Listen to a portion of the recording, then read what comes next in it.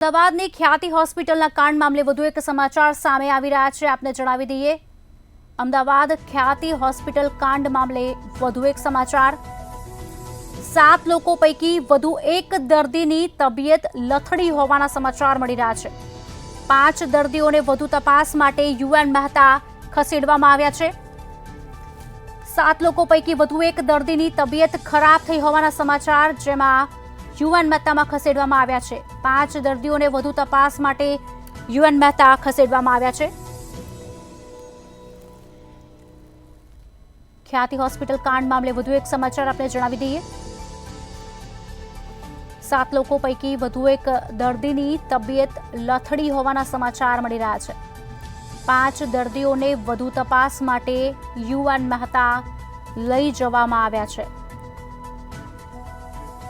ખ્યાતિ હોસ્પિટલ,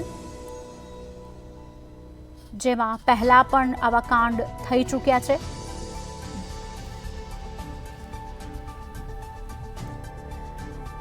આજ અંગે વધુ વિગત આપવા અમારા સંવાદદાતા મીત રાઠોડ ફોન લાઈન પર જોડાઈ ચૂક્યા છે। મીત, શું વિગતો મળી રહી છે? જી, જે પ્રમાણે જે વસ્ત્રા પોલીસ દ્વારા જે છે તે દર્દીઓની સારવાર ખ્યાતિ હોસ્પિટલ ખાતે કરવામાં આવી હતી, તેમને વધુ તપાસ માટે જે છે તે વસ્ત્રાપુર પોલીસ સ્ટેશન બોલાવવામાં આવ્યા હતા। ત્યાંથી તેમને યુએન મહેતા ખાતે શું સારવાર આપવામાં આવી ખ્યાતિ હોસ્પિટલમાં અને શું સર્જરીની જરૂર હતી કે કેમ, કે કોઈ પણ સારવારની જરૂર હતી કે તેની તપાસ માટે મોકલવામાં આવ્યા હતા। પરંતુ જ્યારે એમને વસ્ત્રાપુર પોલીસ સ્ટેશન બોલાવવામાં આવ્યા ત્યારે તે એક જે દર્દી હતા દિનેશભાઈ સાધુ, તેમની તબિયત લથડી હતી અને તેમના માટે 108 બોલાવવાની પણ ફરજ જે તે પોલીસ પડી હતી। ત્યારે પોલીસ દ્વારા 108 બોલાવી તેમને યુએન મહેતા ખાતે જે છે વધુ સારવાર માટે મોકલવામાં આવ્યા છે।